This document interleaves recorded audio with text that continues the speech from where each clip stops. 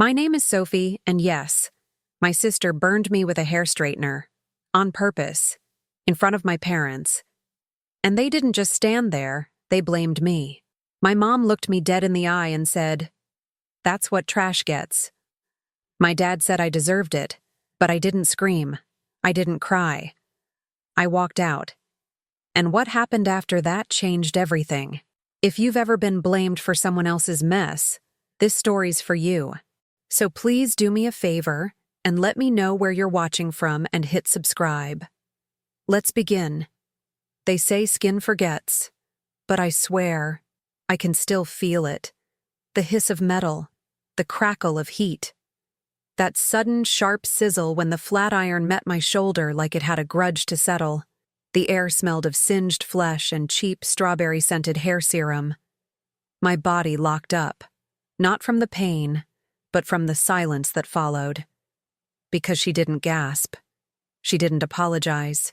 She just stood there, holding the straightener, her hand trembling. Not from guilt, but from adrenaline. Like she was waiting to see if I'd fight back. Like this was some kind of test. And Mom? She didn't run to me. She didn't yell at Lily. She just crossed her arms and said, without even blinking, "That's what trash gets for provoking people."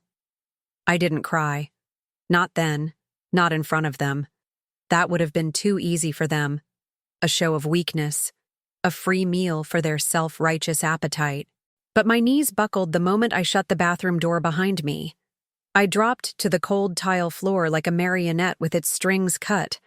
My skin blistered, my breath shivered, and my own reflection stared back at me in the mirror.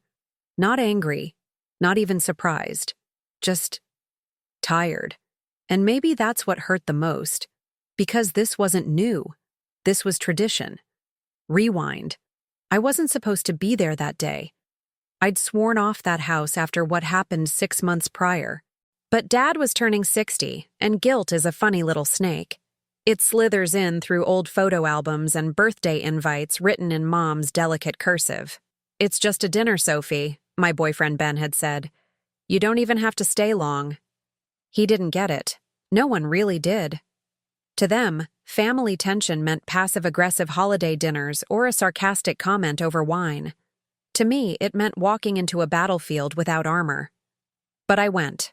Because I'm the daughter who always shows up, even when the door is barely open. The dining room looked exactly the same as when I left. Dark cherry wood table, plastic flowers in the vase, and that god-awful oil painting of a swan that Mom swore was elegant. Lily was already there. Of course.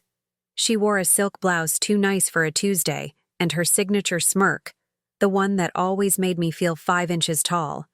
She looked me up and down like I was a guest in her house. "You actually came," she said. "Didn't think you'd show your face after last time." I ignored it.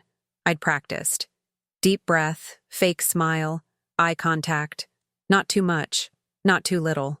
"Happy birthday, Dad," I said, handing him the book I'd wrapped in recycled paper and quiet hope. He took it, nodded, didn't unwrap it, just set it down and went back to his phone. The evening blurred into a slow-motion crawl. Awkward small talk, clinking forks, and the kind of silence that hums beneath the surface like a tremor. No one brought up what happened in January. No one asked why I'd cut off contact. Until Lily did. She waited until dessert, some store-bought tiramisu, and looked up with that theatrical innocence she's mastered since she was 12. "Hey, remember when Sophie screamed at Mom in front of everyone?" "Good times." Dad chuckled. Mom sighed. I said nothing. I counted to 10. But Lily? She always knew how to push until the dam cracked.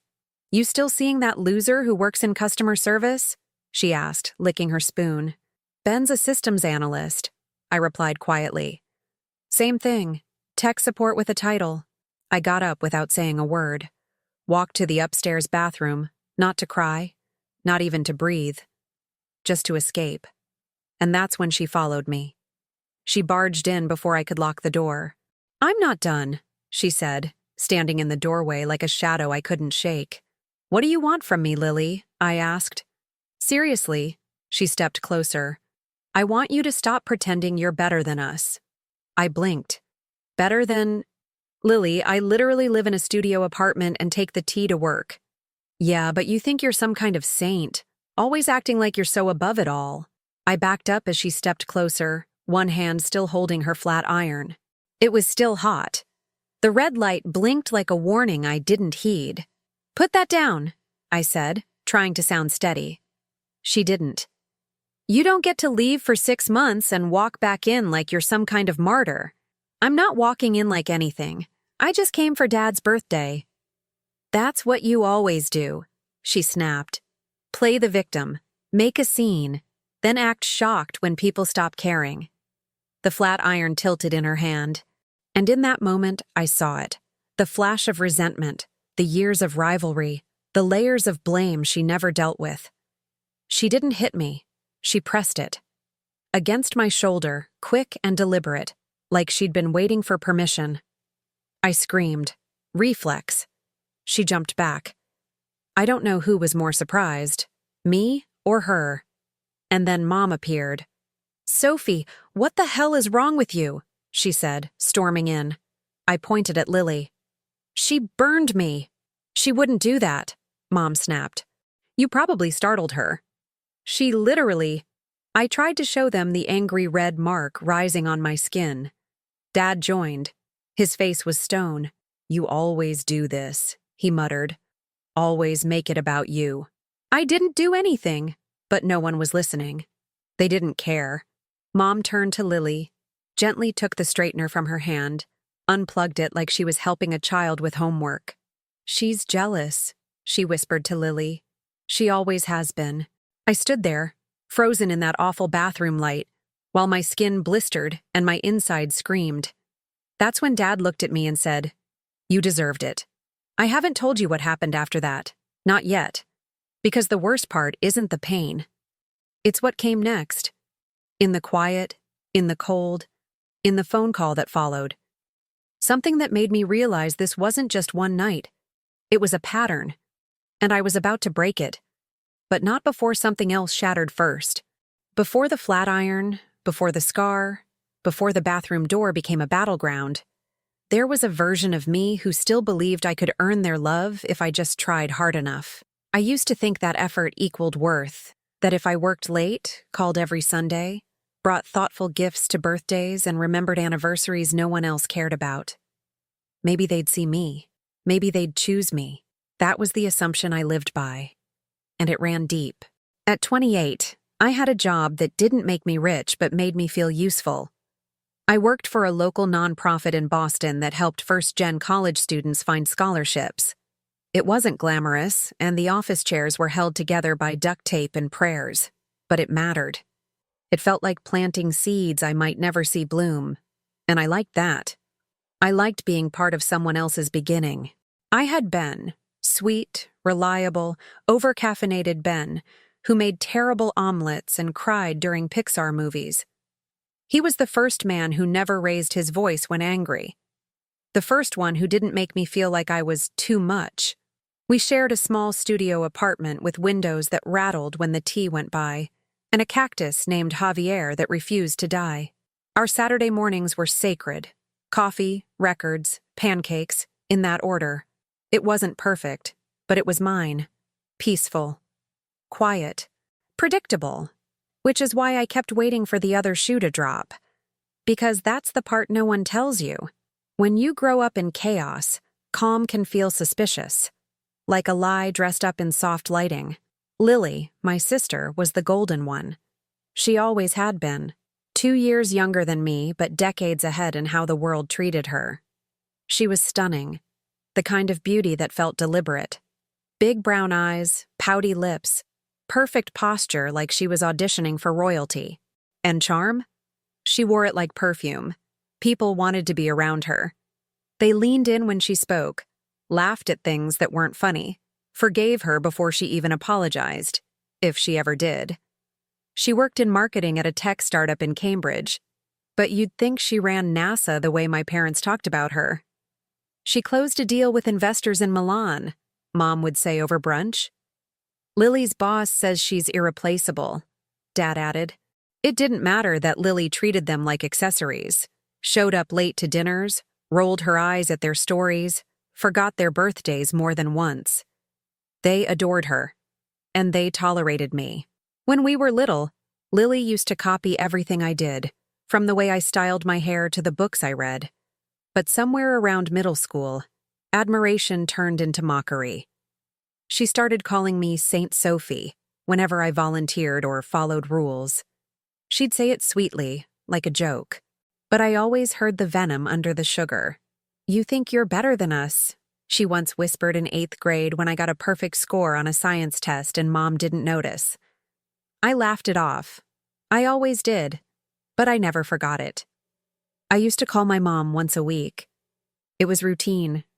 She'd answer with the same rehearsed warmth, ask about work, nod through my updates like she was watching the clock in her head. Then she'd segue into Lily, always Lily, and how she was flying somewhere or dating someone or thinking of starting her own business. I knew more about Lily's life from those calls than I did from Lily herself. Dad rarely got on the phone. When he did, it was mostly one-word answers and sports commentary. He was a man of few words and even fewer affections, unless you were Lily. I kept trying anyway. That was my role. The consistent one. The bridge, the glue, the fool. The first crack in my foundation came 2 years ago. I'd just gotten a promotion at work. Nothing big, but it meant I'd be overseeing our mentorship programs, something I deeply cared about. I called Mom, expecting maybe a flicker of pride. "Good for you," she said, distracted. "Anyway, Lily's coming by later. She got invited to a gala hosted by her CEO. I should have been used to it by then. But that night I cried. Not because she forgot to care, but because I'd let myself expect otherwise. Ben tried to comfort me. He always did. "You don't need their validation," he said, holding me close. "They don't define you." I wanted to believe him. God, I tried.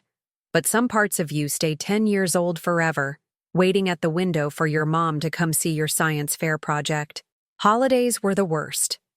Every Thanksgiving was a tightrope walk, balancing turkey with tension, laughter with landmines. Last Christmas, Lily gave Mom an expensive perfume set. I gave her a framed photo of us from her wedding day. A real moment of joy, I thought. She opened it, stared, then smiled tightly. "Where'd you get this frame? CVS?" she asked. Lily laughed. Dad chuckled. I smiled.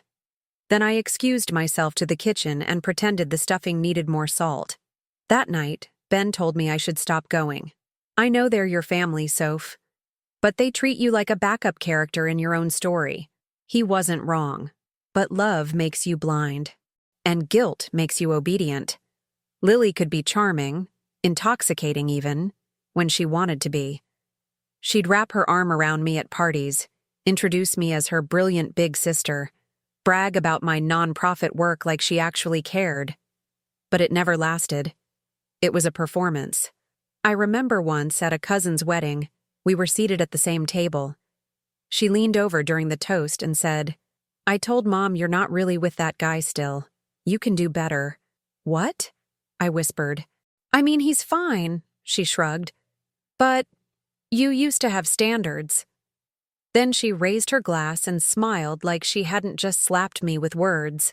One of the biggest red flags, the one I ignored the longest, happened at a family barbecue last summer. Lily cornered me near the grill. "I'm thinking of moving in with Mom and Dad for a bit, just until I sort things out with Evan." I nodded, unsure why she was telling me. She leaned in. "You should move out of Boston, Soph. You're wasting your life in that shoebox apartment. Come back home for a while. Start over." I blinked. "Start over with what?" She smiled. "With us." It sounded sweet, but her eyes gave it away. She didn't want me close. She wanted me under her. I thought I could still fix things. That if I kept showing up, kept being reasonable, they'd finally meet me halfway. But the more I gave, the more they erased me. And yet, I clung to this fantasy of reconciliation, of Mom finally hugging me without agenda, of Dad saying he was proud, of Lily laughing with me like we used to before envy poisoned everything. I believed we could get back to that. I didn't realize there was no back to go to. The house had been burning for years. I just hadn't smelled the smoke. The burn was just the match. What came after was the fire. You'd think the moment someone presses a hot flat iron into your skin would be the climax, the peak of cruelty. But it wasn't. That was only the beginning. The real betrayal wasn't in the act. It was in the silence. In the way no one cared to ask why Lily had a straightener turned on in the hallway. In the way Mom stepped between us, not to protect me, but to protect her. And in the way Dad, without even meeting my eyes, muttered those words, "You deserved it." Something in me cracked. It didn't shatter all at once. It split like ice on a frozen lake, silent, then spreading fast. I didn't scream. I didn't argue. I didn't even cry. I walked out, through the front door, past the smell of burned sugar and old secrets, into the cold, Boston night with no coat, no keys, no plan. The burn on my shoulder throbbed in time with my pulse, but the real ache was deeper, buried in marrow, in memory. I walked until my legs gave out, and then I sat, on a concrete step outside a laundromat, under a flickering street lamp, and I wept. Not the kind of tears that heal, the kind that hollow. Ben found me there 3 hours later. I didn't call him. I hadn't said where I was going, but he knew, because when someone really sees you, really knows how you break, they know where to find the pieces. He didn't ask what happened. He just took one look at the blister on my shoulder, pulled off his hoodie, wrapped it around me, and whispered, "Let's go home." Home. I had to sit with that word for a second. Let it soften me. The next morning I stayed in bed, not out of laziness or indulgence, but because the weight of existing felt unbearable. I stared at the ceiling for hours, watching patterns form in the cracks. My body felt foreign, like I'd been evicted from myself. My thoughts ran in a loop. Maybe I overreacted. Maybe Lily didn't mean to. Maybe Mom was right. Maybe I provoked her. Maybe I am trash. That was the loudest voice, the one that echoed all the way back to childhood. The voice they gave me. Ben called out of work. He made soup, held me, tried to pull me back from wherever I'd gone, but I wasn't reachable. I froze. Not just emotionally, physically. I didn't shower, I didn't eat, I barely spoke.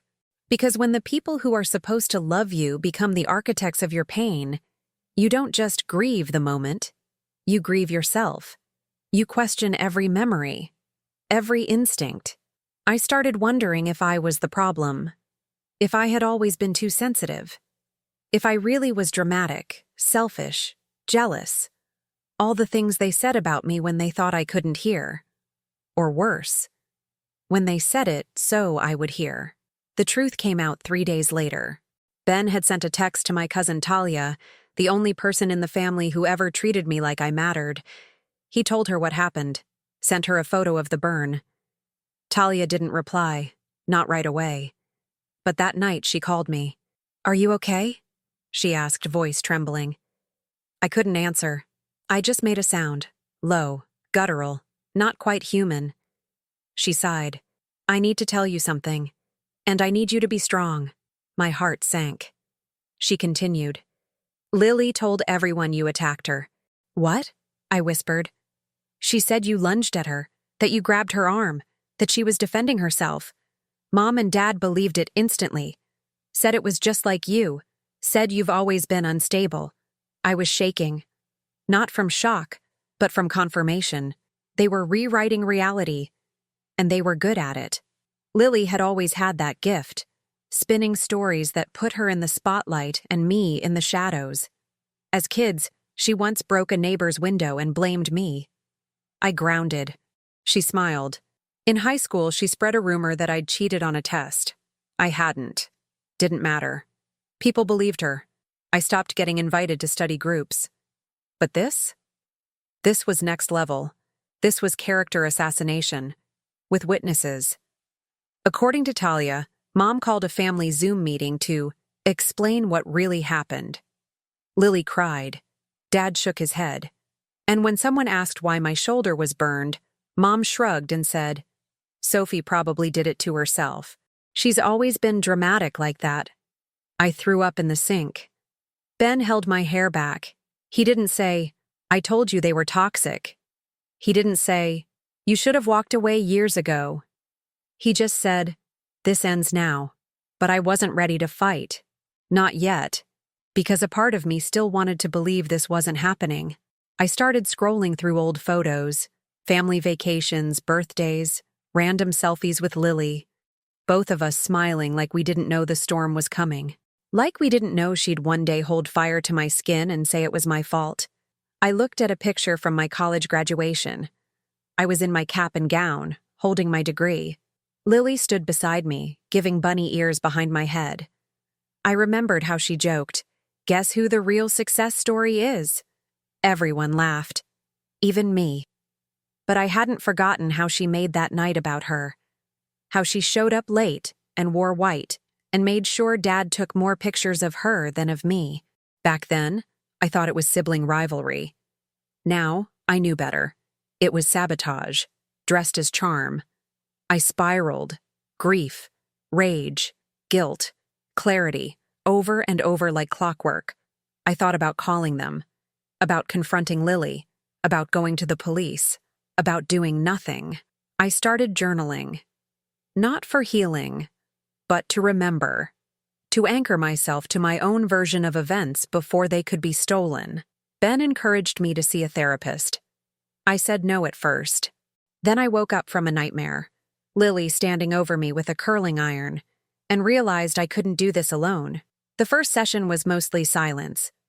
But the therapist, a gentle woman named Ramona, said something I haven't forgotten. Sometimes, betrayal doesn't break you. It reveals what was already broken. I'd always believed love could fix anything. That if I just showed up enough, gave enough, shrunk enough, my family would eventually open their arms instead of crossing them. But now I saw it clearly. They never wanted a daughter. They wanted a scapegoat. Someone to absorb the dysfunction, to carry the shame they refused to name, to take the burn and smile through it. I wasn't Sophie to them. I was the mirror they kept trying to crack because they hated their own reflection. So I did something radical. I blocked them. Not just on my phone, in my life. I told Talia she could reach out if she needed, but I couldn't keep the door open anymore. Not to people who watched me bleed and called it drama. It didn't feel good. It felt like dying. But sometimes, you have to let a version of yourself die to finally live. I stared at the mirror one night, the scar still fresh on my shoulder, and whispered, "I believe me." It was the beginning of something. Not forgiveness. Not yet. But truth. And truth, unlike family, doesn't abandon you when things get hard. Grief is quiet. Not the kind they show in movies, with violins and sobbing in rainstorms. No, the real thing is subtle. A slow erasure of color. Coffee goes cold in your hand. Music feels like static. People talk and you nod, but their words don't land. They just float around you like smoke. That's what life became in the months after I blocked my family. I told myself it was liberation, that cutting ties was strength, but it didn't feel strong. It felt like floating through molasses, heavy, slow, directionless. I still worked. I still smiled. I still kissed Ben on the cheek and asked him how his day was. But inside, I was gone. I started skipping therapy. At first, I'd just push it back a day. Then I'd cancel altogether. I told Ramona I was busy, that work was piling up. But the truth was, I couldn't face myself. Healing requires effort, belief, discipline. I had none of that. What I did have was a growing appetite for numbness. I scrolled too much, ordered food I didn't even want, slept at odd hours, let the dishes pile up like proof that something inside me was rotting. Ben tried to help, but I could see the worry wearing him down. He never said it, not directly, but the softness in his voice became strained. The way he touched my shoulder became tentative, like I might shatter if he pressed too hard. And maybe I would have. The lowest point wasn't dramatic. There was no big fight, No final scream. It was Tuesday.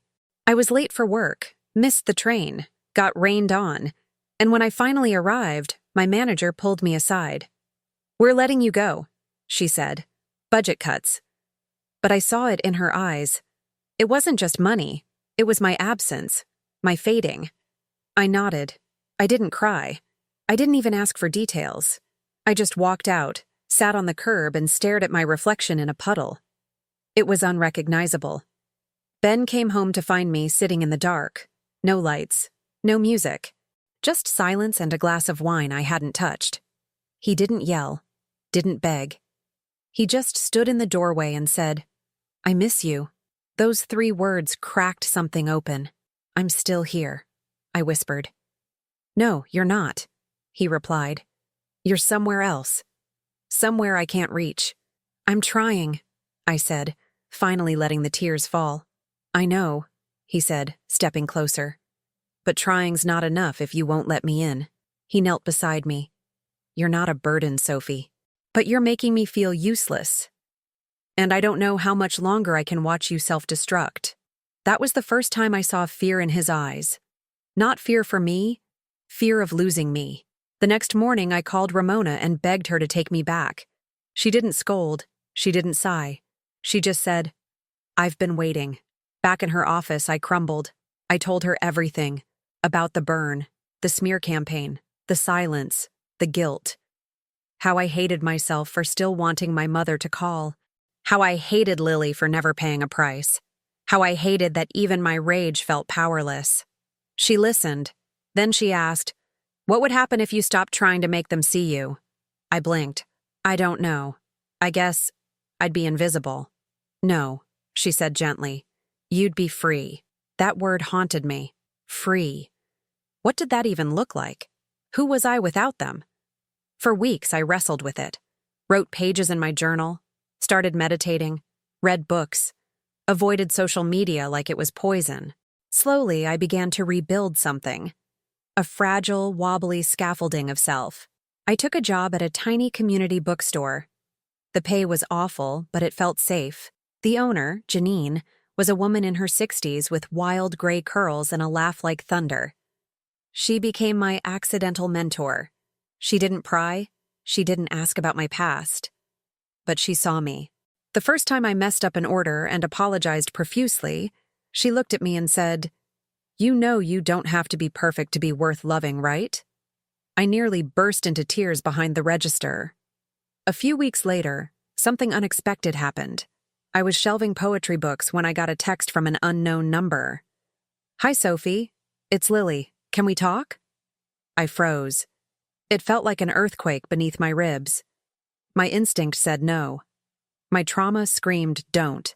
But something in me, some thin thread of hope, or maybe masochism, responded. "Why?" she replied instantly. "I want to apologize. For everything." Ben was against it. Ramona was cautious. Even Janine raised an eyebrow. But I wanted it. Closure, justice, something. So I agreed to meet. Neutral territory, a coffee shop near MIT. Public, safe, easy to escape.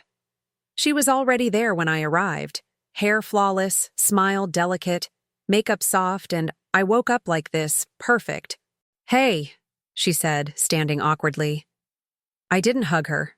We sat. She launched into a speech. It was smooth, poised, PR ready. She said she'd been reflecting, that she wasn't in a good place back then, that she projected a lot onto me. I listened. I waited. Then I asked, "Why did you lie about me attacking you?" She blinked. "I didn't mean for it to spiral. I just panicked. I thought you were going to ruin everything." That stung. Not because it was new, but because it was true. She didn't care about hurting me. She cared about protecting her image.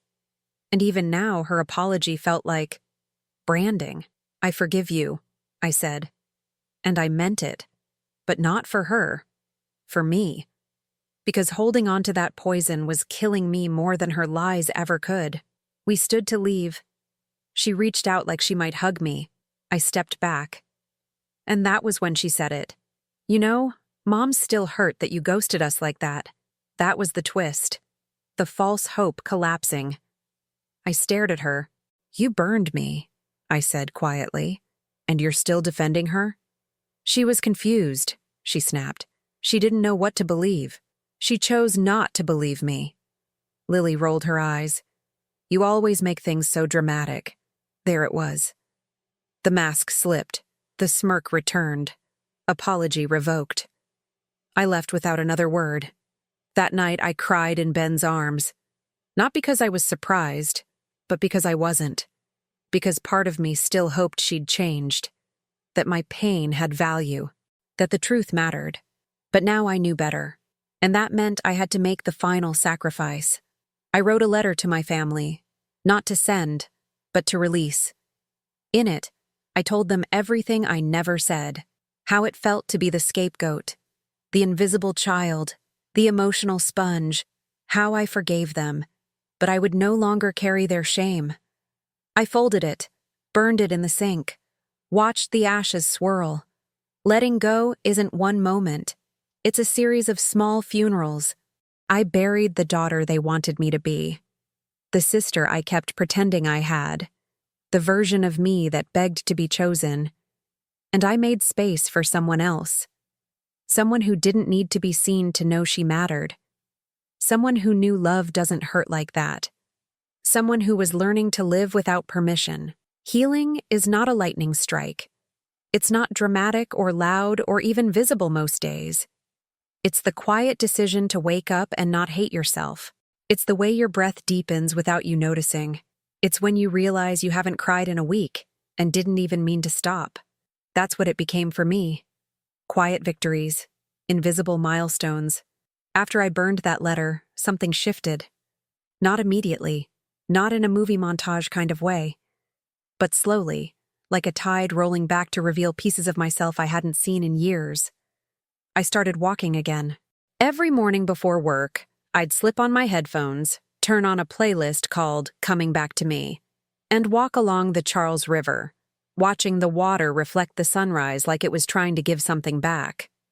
Some days, I still felt heavy, but I moved anyway. I stayed at the bookstore with Janine. What started as a temporary gig turned into something deeper. One day she handed me a stack of old poetry journals and said, "Sort these, would you?" As I flipped through the yellowed pages, I felt something stir. Something ancient and familiar. I used to write, back before life got messy. Before I learned to keep my mouth shut to keep the peace. I used to scribble poems on napkins in margins in secret. That night, I bought a new notebook. At first, the words came like a trickle, halting, unsure. Then they flooded. Not just poems, essays, stories, letters I never sent. It didn't matter what. The page didn't judge me. Writing became my therapy between therapies, my confessional, my mirror. Ramona noticed the change before I did. "You're processing now," she said in one session. After I read her something raw I'd written the night before. "You used to bleed. Now you're stitching." Ben noticed too. We were gentler with each other. More honest. There was a time I thought he might leave, and maybe I wouldn't have blamed him. But instead, we rebuilt. Not our old dynamic, something new. He started calling me Sophie 2.0. I hated it. Then I loved it. We cooked together again. Took day trips to small towns just to get lost in bookstores. He'd read over my shoulder while I wrote, quietly humming to himself, like my words had their own music.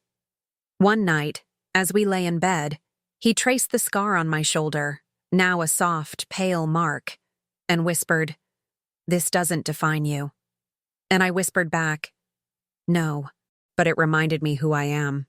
A few months later, Janine offered me something unexpected. "I'm retiring," she said, "and I want the shop to go to someone who'll love it like I have." I blinked. "Me?" She nodded.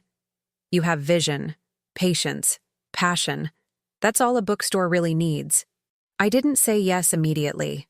Fear still lingered, whispering I wasn't ready, that I'd mess it up, that I'd let her down. But fear no longer made my decisions. 2 weeks later, I signed the lease. The bookstore was mine. I renamed it, The Second Page. It felt fitting, a quiet declaration that life doesn't end on a bad chapter. We hosted writing workshops, poetry readings, book clubs for women healing from grief and betrayal. It became more than a store. It became a sanctuary, a mirror for people like me, people who were learning how to exist without apology. One afternoon, while rearranging the self-help section, I heard the chime of the front door. I didn't turn immediately. Customers came and went. But something about the air changed. A tension, a hush. When I finally looked up, I froze. Mom. She looked smaller, not physically, just dimmed. Her eyes were tired. Her coat hung on her like it didn't quite belong to her anymore. Sophie, she said softly. I didn't speak. She took a step closer. I heard about the shop. From who? I wondered. Lily? Talia? A Facebook post? I wanted to see it. I still didn't speak. My hands clenched behind the counter. I'm sorry, she said, but the words felt like pebbles tossed at a boulder. You believed her, I said. Even when you saw the scar. She blinked. I didn't know what to think. No. You chose not to think. Silence. I made mistakes, she said. That's not good enough, I whispered. She nodded slowly. I'll go. She turned, walked toward the door.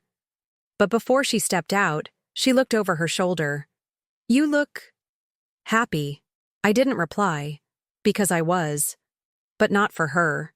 That night, I wrote about it. Not with rage, not even with grief, with peace. Because I no longer needed her validation, her guilt, even her absence. I had built something without her, a life, a love, a name, and that made me unbreakable. Still, something lingered. A whisper in the back of my mind. This isn't over. Because darkness doesn't just disappear. It circles back. It tests you. And I had a feeling. The final test was coming. Soon. It happened on a Tuesday. The kind of gray-skied Boston afternoon where the air feels heavy, like something's about to break. I was behind the counter at the Second Page, restocking new releases. The shop was quiet, warm, scented with cardamom tea and fresh pages. A woman stood in the doorway. I didn't see her at first. I only noticed the silence shift, like the air itself had taken a step back. Then the chime. And then her. Lily. I hadn't seen her in almost a year. Not since the coffee shop. Not since her polished apology slipped into blame. Not since I realized she wasn't sorry for what she did. Just sorry I didn't stay quiet about it. She looked the same on the outside. Hair perfect, skin glowing, coat designer. But something was off. Her eyes darted, her hands fidgeted. The poise was fractured. She walked slowly, almost like she didn't expect to make it all the way to me. And when she finally reached the counter, she opened her mouth like she had a speech rehearsed. I didn't let her start. What do you want, Lily? My voice was calm, level. But inside, my chest burned like the mark she left, now faded but never forgotten. She blinked, thrown off. I didn't come to fight. I didn't ask if you came to fight. I asked what you wanted. She exhaled, adjusting the strap of her bag. I'm getting married, she said. I stared at her. I thought, you should know. Why? I asked, not blinking. She paused. Because you're my sister. I almost laughed. Almost. No, I'm not, I said. Her lip twitched. Come on, Soph. Don't do that. We have history. History isn't the same as family. She flinched just slightly, like something inside her had cracked. Not fully, but enough to let the cold in. She looked around the store then, trying to shift the conversation. Her old trick. This place is nice. Very you. Thanks. I heard Mom stopped by a few months ago. She did. Did she say anything?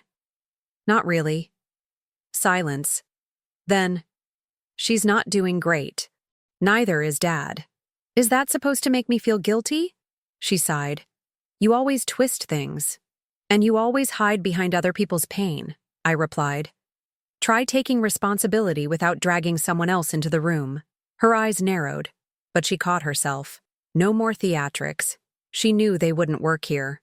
Finally, she dropped the act. "I miss you," she said. I didn't move. "You don't mean that," I said. "You miss control. You miss being the center. You miss having someone to dim so you could shine brighter." "That's not true." "It is, and you know it." She sat on the stool across the counter. Her hands were shaking now. "I wasn't okay back then," she said. "I was jealous. I felt like no matter what I did, you were always better." That made me pause. "Better?" I repeated. "Lily, you were the favorite. You got away with everything. They worshipped you." She looked up, and for the first time, I saw it. The crack, not a performance. Not manipulation, a glimpse of her truth. "They did," she said. "But it never felt real. It always felt earned, conditional. Like I had to keep being more or I'd lose them." I said nothing. "They loved you," she added, softer now. "But you were hard to reach. You built walls." "They built them first," I whispered.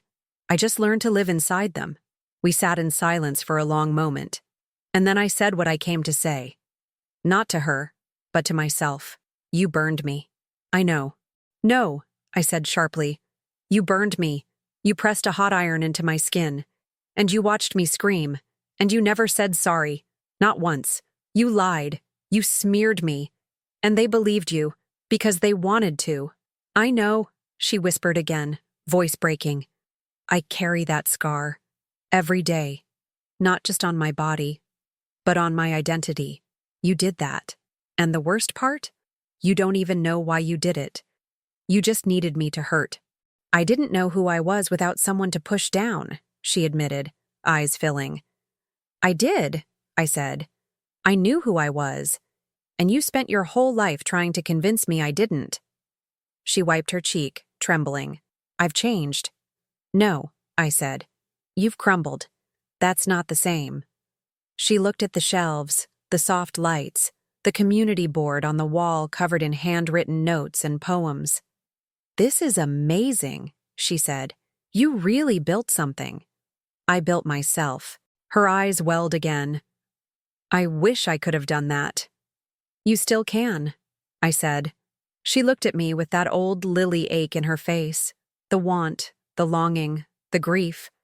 But I didn't reach for her. I didn't console her. Because this wasn't a reconciliation. This was a reckoning. She stood up, clutching her bag like armor. "So you're not coming to the wedding?" I met her eyes. "You can't invite someone you buried." She flinched. And there it was. The line. The one that shattered her. She turned slowly, walked out without another word. No final jab. No twisted smile. Just silence. The chime echoed behind her like a funeral bell. I stood still for a long time. Then I walked over to the window and watched her get in her car. She sat there for a moment, gripping the wheel, head lowered, and for the first time in years, I felt something unexpected. Not anger, not sadness, freedom. Because I had faced the fire, and I didn't burn. I used to think healing would feel like thunder, like some big moment of triumph. Fists in the air, tears streaming, violins swelling. But in the end, it felt like a Sunday morning. Quiet. Still. Soft. Like waking up and realizing the weight you've carried for years isn't there anymore. And for a moment, you don't quite remember what was ever so heavy. 3 weeks after Lily walked out of my shop, I sat by the river at sunrise with a cup of coffee and a notebook on my lap. The scar on my shoulder itched in the cold air, not painfully, just a gentle reminder. A faded story written on skin. I opened the notebook and wrote a letter I would never send. Not to Lily, not to Mom, not even to Dad. To me. To the girl who begged for love in silence. To the young woman who thought loyalty meant self-erasure. To the survivor who learned to breathe again, I wrote, "You didn't imagine it. It happened. And it changed you. But it didn't end you." Then I closed the notebook and let the page rest. The bookstore thrived. The second page became something of a refuge for the overlooked and the in-between. People came in not just for books, but to sit, to breathe, to belong. There was one woman, Elaine, who visited every Friday just to read poetry by the window. A teenage boy who started his own book club for queer sci-fi. A retired teacher who brought cookies every Thursday, just because. It wasn't just a shop. It was a quiet rebellion against everything I'd been taught. That worth has to be earned, that love is conditional, that silence is survival. Here, we spoke. We listened. We healed. Together. Ben and I didn't get engaged, not yet. But we talked about it, in that slow, sacred way people do when they're no longer rushing to fix each other. We moved into a bigger apartment, still close enough to the T, still loud in all the right ways. We adopted a rescue dog named Charlie, who barked at everything and refused to sleep anywhere but our bed. He fit right in. Love felt different now, not grand or cinematic, just steady, like a porch light left on in case you come home late. My mother sent me a birthday card in April. No return address, just my name in her handwriting. Inside was a photo of me as a child, 5 years old, standing in our backyard, holding a flower in my hand and beaming at the camera. On the back, she had written one sentence, "You always had light in you." I didn't cry. I didn't call. I didn't send anything back. But I tucked the photo into my journal, not as a token of forgiveness, but as a reminder of who I've always been, even when no one else could see it. I saw Lily once more, months later, by accident. We passed each other on a sidewalk near the public garden. She was with someone, maybe her fiancé, maybe not. She looked happy, or at least, she looked polished. She saw me, paused. I gave her a soft nod. She returned it. No words, no tension, just recognition of what was, of what would never be again, and that was enough. Sometimes, when I close the shop at night, I sit on the floor and watch the dust dance in the last beam of light through the front window. I breathe. I remember. I do not ache. That's the miracle no one talks about, the quiet after the collapse. The rebirth that doesn't come with fire, but with flowers. I write more now. I've started teaching workshops, helping other women find their voices through storytelling. Some of them come in shaking, unsure. I recognize the look in their eyes, the haunted quiet. I tell them, the fact that you're still standing is the story. The rest is just punctuation. They always smile at that. And me? I'm still here, still learning, still becoming. But now I do it without apology, without shrinking, without begging for rooms that were never meant to hold me. My life is smaller than I thought it would be, but it is mine. And that makes it sacred. The scar is still there, but it no longer screams. It whispers, "You survived." And that, finally, is enough.